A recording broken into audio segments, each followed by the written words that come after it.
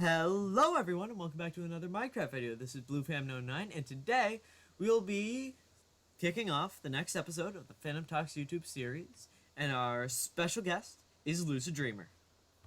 Hello. And Lucid does not have Minecraft, so again we're doing one of the body fill-ins for this one. We have oh, I could have done an NPC, but oh well. Yes, we have Cheryl. You're already in the room, so Yeah, there you are. Hello, looking lovely as always. So blocky, just like real life. just like real life. So yes, this one is also different because I'm kind of expanding from YouTube to music, because that's a big passion that I have, and talking to musicians is very similar in content creation because you are standing in front of a microphone talking / singing. Yeah.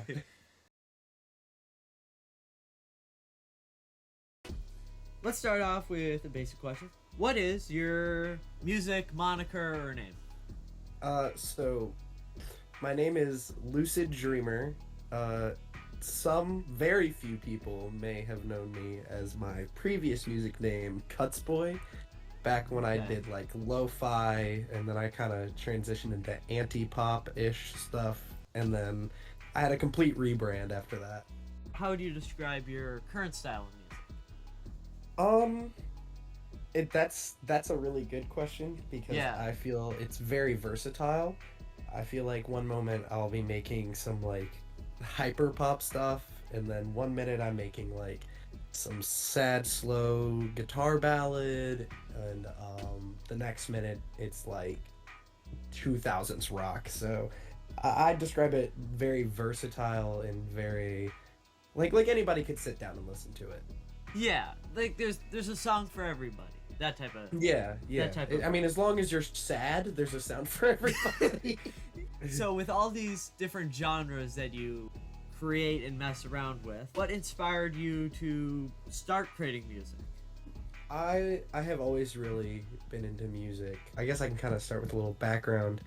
When I was 7, my parents made me learn guitar, and at first I wasn't really interested. You know, I would play like songs on the radio that I had heard, and then once I got kind of bored, because every song on the radio is like the same 5 guitar chords, I started like delving deep into the underground, like Lil Peep, you know, X, everybody knows the underground. Yeah. But then I got like deeper underground, and I started seeing like lo-fi artists like Kai Dreams, Atlas, like all these really cool artists. And I feel like the more I discovered, the more genres I also discovered. I think, especially like right now, some of my bigger inspirations would have to be like, obviously the god himself, Breakins. Bryce Bishop is a huge inspiration. Eric DOA, and honestly, all of the Richmond artists around me that are all making a name for themselves out of the underground too. So it's really a big culmination of people that are inspiration.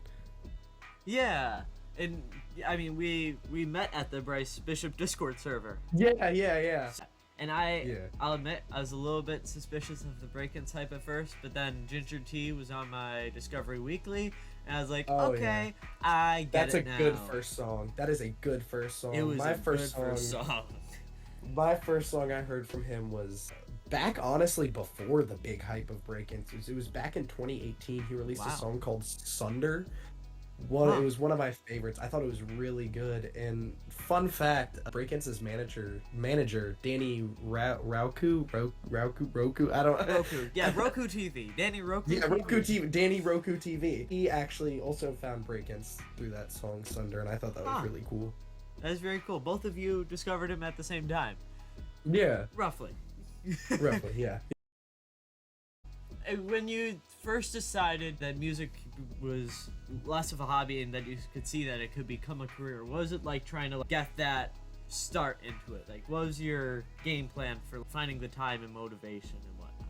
The first step was to obviously get better equipment, because if anybody has heard my music back when I was Cutsboy or very early 2021, all I used was Apple headphones and the GarageBand like simple presets that they had built in, and it wasn't the best. The first thing that I did was I got much better equipment. I got a few new mics. I saved up for a brand new keyboard. Actually, a few of my music friends would gift me some things. Like Ah. good friend of mine, Poet, gave me the mic that I now use to record for this past year, which was really sweet. And I have just a bunch of cool equipment that I needed to use. And then I also started working a lot more on my writing, because I thought I kind of felt like I did a little too much of the basic writing, like I'm sad. I'm sad because my ex broke up with me. Yeah. And if I wanted to take it seriously, I had to make time when I didn't have time, and I needed to get better equipment and just start focusing on the lyricism part a lot more. The equipment kind of is like old hand-me-downs, essentially. Like, you know, new Yeah, people get stuff, and then it's like, you get this stuff, you're like, oh my gosh, this is so good. And it's kind of like a little circle of sharing equipment. Yeah, my setup is like a Frankenstein right now that's not even completely finished. I don't even have studio monitors or anything. I just, like, the mic is from Poet, and I have a few things from some other people in my in the collective I'm in called Witchcraft, and the keyboard I bought myself, and one of my dynamic mics I bought myself. But other than that, it's kind of a Frankenstein's monster of equipment. The best of what you got. That's all really it comes down to, is until you're able to save up for stuff. Yeah, and as long as you have the passion and drive to do something, you can make it sound good. I mean, like, a lot of these artists in the underground use Apple headphones and BandLab on their phones nowadays, and it sounds like 10 times better than what I thought I could have done on BandLab. So what do you enjoy about making music? I enjoy it a lot because I get to, like, kind of put my feelings out, and it's also like a form of storytelling, because back when I was in high school, I really wanted to do filmmaking, and I guess I didn't have the patience to, like, write an entire script and then like flesh out characters like that. Whew, I was like, I'm a little too lazy for that. And I also feel like the best part about music is you can make it your own. You can make it so unique in so many ways. Even when you think that you sound like another artist, like, you can take, like, little bits and pieces of your inspirations, throw it in there, stuff that you like, and you can make it your own in so many ways. And it doesn't have to fit, like, it doesn't necessarily have to fit a certain category or box. Not trying to go back to breakdance, but breakdance is a great example. I wouldn't even know how to categorize his music. Like, I don't even know if it's hyperpop anymore at this point. It's like, it's just wild. It's something of its own, and he really made it unique with the vocals, the instrumental, and everything. And he told a story, which I thought was really cool. Yeah, it's just nice to see these people who maybe, like, just, they don't, like, break rules entirely. I feel like that's more like experimental noise music that, like, decides we're breaking rules. But it's the people who, like, bend the rules, and then all of a sudden people are like, oh, wait a minute, that's kind of cool. Yeah. I feel like that's especially something that I found was really cool and unique about music, which was also kind of an inspiration.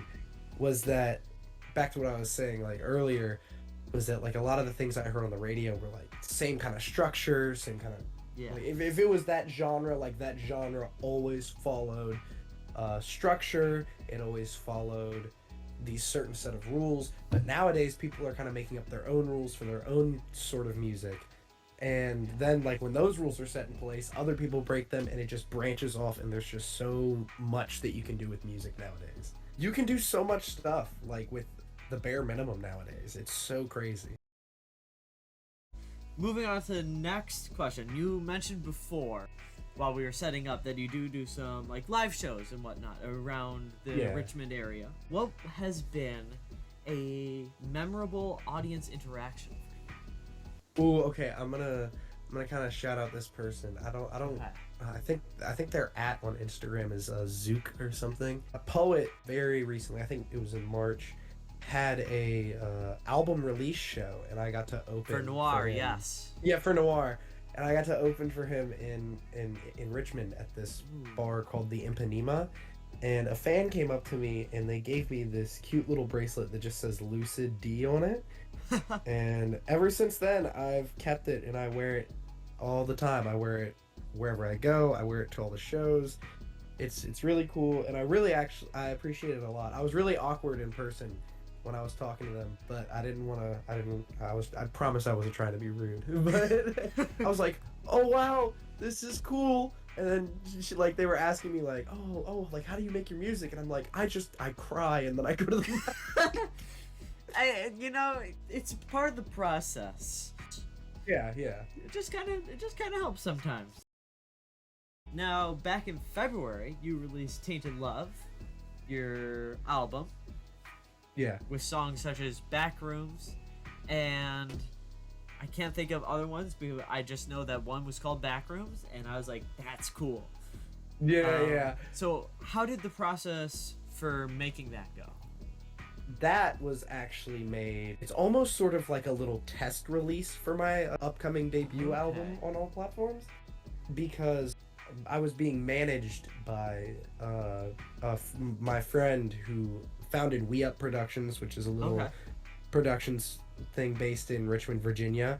I wasn't a huge fan of how he managed, and it was nothing against him, of course. Yeah. It's just he managed and he manages his way, and I felt a bit better as an independent artist. Gotcha. And the way that he managed me, there were certain songs that I couldn't fully release yet until waiting. So I was like, you know what, let me put out this little project on SoundCloud, and I can see how that goes, and if it gets received well, I will definitely work on my album and make my album more like this. There are actually some songs on there that'll be on my album, but I'm not going to reveal that. I'm not going to reveal it. It'll be a little secretive here. The one with the music in it.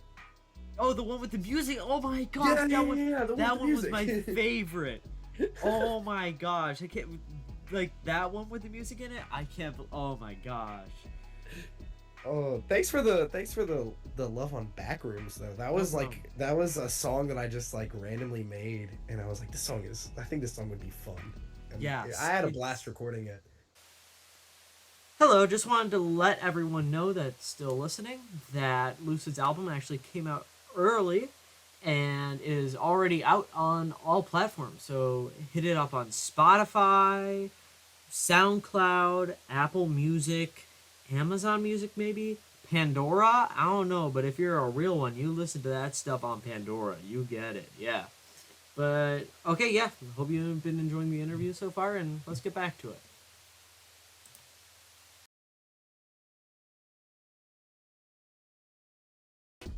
Yes, and you also, as I just noted from the song Fall Out Boy Smells Like Cheese, you seem to have a healthy habit of doing some joke songs every now and then, and what has been like your passion or inspiration to do some of those? So, the passion for that is my good friend poet, PO9T. Everybody check him out, he's great, he's awesome. If you haven't heard his music yet, you're kind of missing out. But yeah, the first time we ever hung out in person, we made a joke song called Emo as Heck, which is going to be on a project that we're working on together. We made a song, and we thought it was really goofy, so now every time that we hang out, we make a funny song, and we actually have a little project we're working on together. We're a rap duo. I put that in heavy air quotations because it's like meme rap. We're a rap duo called the Pastry Boys. The Pastry Boys. And we actually just released our first single. Semi-automatic hamburger. So yep, semi-automatic hamburger. I have listened. We actually have an album on the way of all those songs like that. And I actually have a song, a goofy song on my Spotify called The Rizzler, which is great. Everybody seems to love that one. And it's one of your more listened to songs. It has over 1,000 streams. It's the only song on my Spotify that has over 1,000 streams. On your SoundCloud, streams. it has 355 listens. It's the most popular song I've put out, and I find that so funny. It's so good how it's like all your. I mean, Ghost has 171, and that one's really good as well. And then Yeah. you just have the Rizzler with Pyrocynical in a Batman costume. 350, 355. It's so funny. Surrounded by wood, call that mahogany. I love that. That verse is so good. Dude, I sat on like those bars forever, even before I even met Poet. I was like, dude, I gotta make a joke song with these lines in it. Like, I have to. Or I was gonna make a serious song and just throw those lines in there as a joke. Poet made the beat for the Rizzler in front of me, and I was like, oh, I know exactly what I'm using these lines for. Then you heard him like, yeah, this is the one. Yeah, this is the one. This is the one I gotta use. And then you also got Volksgeist to react to Oh it. god, I forgot about that for a second. I did wa- get Volks to react to it. I watched that one while I was in New York City on a corral trip. And the people in my room were like, what are you listening to? I'm like, don't worry about it. It's the Rizzler, guys. How do It's you the not Rizzler, know what come it on. is? How did you, the first note and you couldn't guess it was the Rizzler by Lucid Oh my Dreamer gosh. and Poet? Upsetting. But yeah, it seems that he liked it? Question mark. Yeah, I'd say it's a little bit ambiguous. It's ambiguous. It seemed relatively both positive and negative. My favorite thing that he said was, he was like, I hated every second of it, but it had me laughing all the way through. So Okay, I think for meme rap, that's the best part. that's the best, yeah. If you hate it, but you're smiling and laughing, as long as you're having a good time, but you also feel a little uncomfortable, you did it right. Yeah. Yeah. For semi-automatic hamburger, that was just laughing though. You are That not one- like oh. you don't die inside. You're just like, yeah, You're just like, what? yes. We actually made the music video in Poet's bedroom with a green screen, and that music video was the funniest thing I think I've ever done. That I watched it. I'm trailer trash. How do you do? That It sure is a song that exists. it is sure one of the songs. It is a song. It is. I can a confirm song that. made by the Pastry Boys.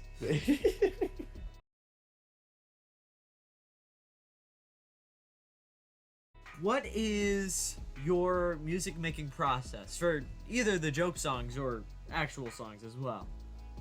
The joke songs are pretty easy. Poet and I just hang out. We come up with a rough idea and then we record it. It's very like just straight to the point and simple. But the actual songs, it really depends on if I'm alone at home or like just at my house or whatever by myself making music. Usually I will be listening to music and I'm like, oh, I have a good idea.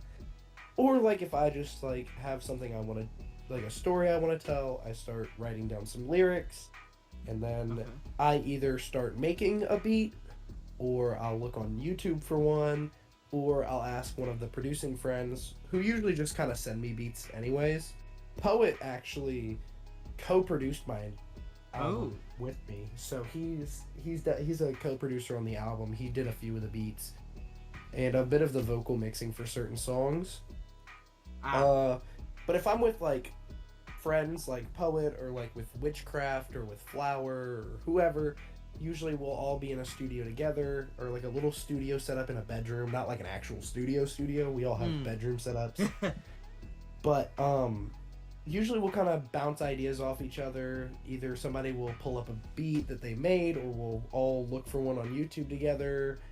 It's really cool, and I think it's fun. It's like a team bonding exercise almost when we make music. It's like an office building full of friends, is how I'd put it. That's very cool, and that would also make a very good sitcom. Oh yeah.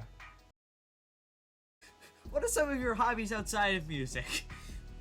Outside of music, it's so hard to say because like it's like maybe sleeping. No, I'm just kidding. I'm a huge comic nerd. I love Marvel, specifically Spider-Man. Okay. Is my favorite comic, because it's like whenever I feel bad about myself, I'm like, well, Peter Parker has been through worse. So Hey. Yeah. other than comics, I haven't really had time to play a lot of video games, but whenever I do pick up a controller, it's usually for Halo. Halo's been one of my favorite games for years. I know Halo's been a very good game and that it has a surprisingly active community. Oh yeah, for sure. Even before, like, dude, I remember like when Halo was kind of like in quotes dead, from like in between Halo 5 and Halo Infinite. People like were just holding out hope for a new Halo game, and I was like, ah, it might be over. They're taking forever. It took them like 6-7 years. Yeah. But I mean, the fan base is still pretty active. That's pretty cool. I know. What was it? Yeah, I got a song somewhere on my master playlist, from Red versus Blue. Oh. And I'm like, Oh, I did some research, and I'm like, how is it 32 seasons? Are you Nardwar? Because Red versus Blue is like one of my favorite like shows. Dude, I blame Red versus Blue for my awful comedy, because that was like that. I remember being like way too young to be watching Red versus Blue, and I thought it was the funniest thing ever. And it honestly sparked my love even more for Halo. And that fan base is also still pretty active too, surprisingly enough. Here's a little inside scoop. The person that I dated for a while, I actually got him into Red versus Blue, and now he's actually kind of like part of the community. And now I write like at least like 4 out of the 5, like I write like a good portion of my songs about him and how much I'm sad about him. Anyways, he's if you want to be sad about someone, don't introduce them to Red versus Blue. Disclaimer though, we are on good terms now. And Yay! He's okay with the songs that I write. It's now Red and Blue. Red, it's a little purple. Little purple. Little purple. Little Purple. That's the sequel. Purple. It's just called Purple. Purple. The sequel to Red and Blue. Yeah, so what do you want for your future? I'm hoping to turn music into my career. Okay. I really want to be able to not have like a 9 to 5 per se. Yeah. And hopefully make enough revenue from music that I can just live comfortably. I don't need like I don't want to have to like be super popular and famous. Yeah. But I want to be able to have like, well, it's sort of like the same levels of like 93 Feet of Smoke or like Fatsy or Garden. Like they make enough money off their music to where they can live comfortably and have their own little place, that kind of thing. Maybe Quadeca level. Yeah, a bit of a Quadeca level. What do you love so much about bears? I'm so excited to answer this question. Okay. Let me get a 0.5. They're my favorite animal for multiple reasons. I actually work with dogs when I'm not making music. Ooh. That is my job. I get to work with dogs. And bears, I just think they're goofy. Like, they're like dogs mixed with humans almost. Okay. And some of them are actually really smart. Like, I spend an embarrassing amount of time watching bear videos. And they're goofy creatures, but they're also pretty smart. Yeah. Are you lying on your bed with your feet kicking in the air behind you, watching? Okay, look. videos? How did you know? Do you have a camera in my house? It's a secret camera. Am I getting punked? Do you have a favorite type of bear? There's a bear called a Kodiak bear. They're very fat and fluffy and goofy. And I really like them. Did you see Cocaine Bear? No, but I very badly want to. Everybody tells me it's awful. I don't care. It has my 2 favorite things in it. Wait, what? Is the 2 favorite things bears and bears? Yeah, that's totally. I don't know. I feel like I kind of recently just discovered my love for bears. That's fair. I am an avid enjoyer of the cartoon series We Bare Bears. Oh, understandably so. Oh, Ice yeah. Bear supremacy. All I'm gonna say. Oh, for sure. I have an Ice Bear plush in my room somewhere. That is amazing. I think some of the sorry, you're now going to be spammed with Ice Bear gifts. Let's go. Let's see here. I have some saved. No, that's Carl Heisenberg from Resident Evil 8. Here it is.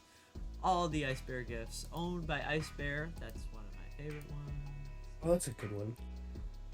Sneaky Ice Bear. Oh, he's a little sneaky. little sneaky ice bear. My favorite one might be the math one though. There's also one of him going to bed in a freezer, but yeah, this one's my favorite. That's such a good one. I'm gonna use that now. It's me during my AP test. What's one piece of advice for people starting off making music that you think that you specifically would be able to give? I think a lot of people will tell you, especially if you're first starting out and you don't really have all the right equipment, a lot of people will probably tell you your music's trash. A lot of people will probably say negative things.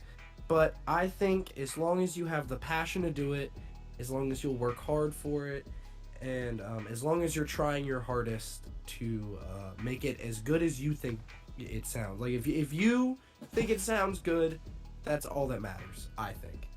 If you're proud of your work, that is the best thing you can have. And best advice I could give is just try your hardest, keep working towards it, and you learn something new about the music making process every day. I still don't know everything.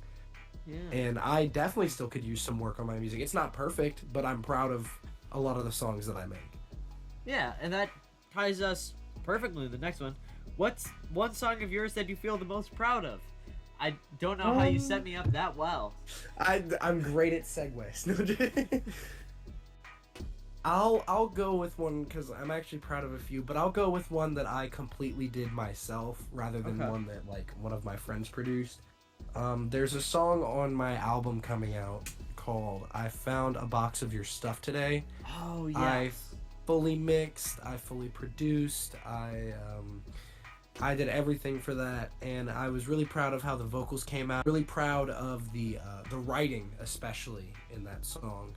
Now, it was actually one day the day that I made it, I was just like really feeling down about what happened between my ex and I, and that day I genuinely did find a stuff out.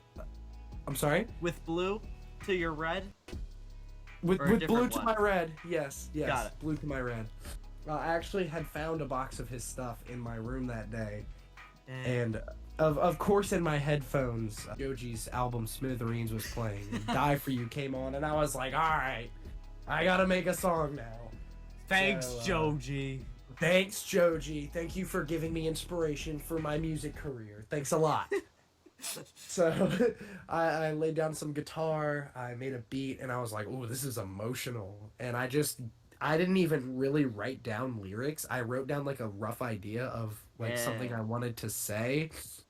But I just got on the mic and I just started talking almost, like just letting my feelings out. Yeah, that's probably one of the songs I'm the most proud of because I just like everything kind of came together right at the right time. I know what you mean. I listened to that one. I think you released that one as a single, I believe, correct? I released it as a single on SoundCloud, but then I removed it because I was like, ooh, you people have to wait till the album now. I remember listening to it, so I faintly hear it in my head, roughly. Yeah. So I will wait till the album comes out. So yes, now it is time. It is sign time. It's time? It is time for a little sign. So, you get to be the 7th? Yeah, 7th. 7th on the wall. Lucky number. Oh. Here you go. What would you like to say? Remember, kids, drop out of college and make music. There you go. And I can't do the cool slash that you put on all of your... I know. People hate that. People hate that so much. They're like, I can't find you. But I think it's cool. It's a little unique. How many? Yeah, it's unique. Like how many people are probably named Lucid Dreamer? Probably 1 million. But yes, I have a cool dash in my name because I'm cool. And it's harder to find, but it looks cool. It looks cool. It honestly does. Honestly, if you just put if you just put Lucid Dreamer without the dash and then the name of one of my songs, you're guaranteed to find it.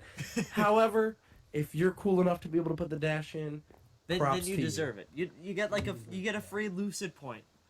You get one Lucid point, and if you get up to 1,000,000 Lucid points, you can earn up to $1 real. Whoa! It's just like Spotify with the streams. One stream equals 0.00000 of a cent. Yes, which means that you now have 1 cent from the Rizzler. Woohoo! Woo! We got one Riz coin. Let's go. That's the new New crypto. the new crypto that's gonna go up. Guys, it's gonna shoot to the moon, I promise. Shoot to the moon, I promise. Just like your chance at getting a significant other. Woo! Okay, so so this is where we're gonna end off the interview, and I hope everyone enjoyed. And yeah, I'll catch you in the next one. Bye. Bye.